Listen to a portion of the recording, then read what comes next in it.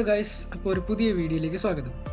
Okay, so ഈ വീഡിയോയിൽ പറയാൻ പോകുന്നത് ഒരു സിപ്പ് ഫയൽ, പ്രോജക്റ്റിൻ്റെ സിപ്പ് ഫയൽ അയച്ചു തന്നാൽ അതെങ്ങനെയാണ് നമുക്ക് നമ്മുടെ സിസ്റ്റത്തിൽ സെറ്റപ്പ് ചെയ്യാൻ പറ്റുന്നതെന്നാണ്.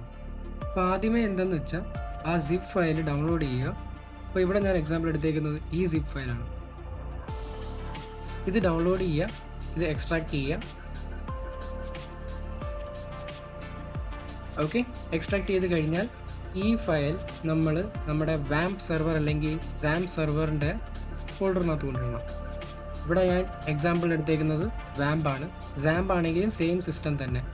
സാംപ് ആകുമ്പോഴത്തേക്ക് htdocs എന്ന് പറയുന്ന ഫോൾഡറാണ് ഇവിടെ www.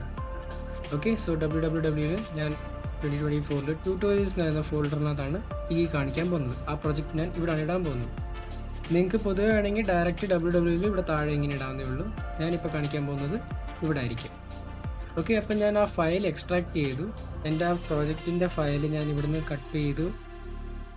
എനിക്ക് സെർവറിൻ്റെ ലൊക്കേഷനിൽ പേസ്റ്റ് ചെയ്തു. എന്ന് വെച്ചാൽ ലോക്കൽ ഹോസ്റ്റ് റൺ ചെയ്യുമ്പോൾ ഇവിടുന്ന് ആയിരിക്കും അത് റണ്ണായിട്ട് എടുക്കുന്നത്. ഓക്കെ, ഇനി ഇതെടുത്തു കഴിഞ്ഞാൽ നമുക്കിതിനകത്തൊരു ഡേറ്റാബേസ് ഫയലുണ്ട്. ഈ ഫയലിൽ നമുക്ക് ഡേറ്റാബേസ് ക്രിയേറ്റ് ചെയ്യണം. അപ്പോൾ ആദ്യമേ നമ്മൾ നമ്മുടെ സാം സെർവർ റൺ ചെയ്യുക. ഞാൻ ഓൾറെഡി സ്റ്റാർട്ട് ചെയ്ത് വെച്ചേക്കുക. സോ അത് കഴിഞ്ഞിട്ട് ഇവിടെ നിങ്ങൾക്ക് കാണാം, ഞാനത് ഓൾറെഡി സ്റ്റാർട്ട് ചെയ്ത് വെച്ചേക്കാണ് ലോക്കൽ ഹോസ്റ്റ്.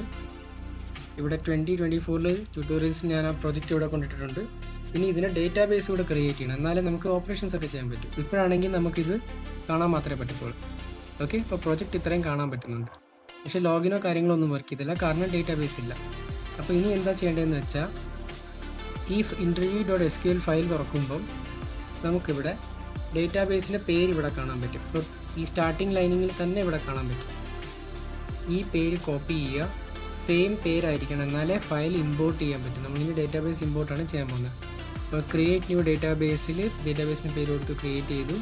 അത് കഴിഞ്ഞിട്ട് ഇമ്പോർട്ട് യൂസ് ഫയൽ ചെയ്യുമ്പം നമ്മൾ വാമ്പിൽ www-നകത്ത് 2024 ട്യൂട്ടോറിയൽസ് ഇൻ്റർവ്യൂ ഡേറ്റാബേസ് ഇവിടെയാണ് ഇട്ടേക്കുന്നത്. ഇത് ക്ലിക്ക് ചെയ്യുക, സെലക്ട് ചെയ്യുക, ഓപ്പൺ ചെയ്യുക. എന്നിട്ട് റൈറ്റ് സൈഡിൽ bottom click go. Okay, import has been successfully finished. അപ്പോൾ നമുക്കിവിടെ കാണാം ഡേറ്റാബേസും അതിൻ്റെ ടേബിളും എല്ലാം ഇവിടെ റെഡി ആയിട്ടുണ്ട്. അപ്പോൾ നമുക്കിനി ജസ്റ്റ് ഒന്ന് ലോഗിൻ ചെക്ക് ചെയ്യാം. നമുക്ക് അഡ്മിൻ പോർട്ടലിലേക്ക് കയറാം. അപ്പോൾ ഞാനിവിടുന്ന് പ്രോജക്റ്റ് റൺ ചെയ്യുകയാണ്. ലോഗിനിൽ പോകുന്നു, അഡ്മിൻ ക്രെഡൻഷ്യൽസ് കൊടുക്കുന്നു.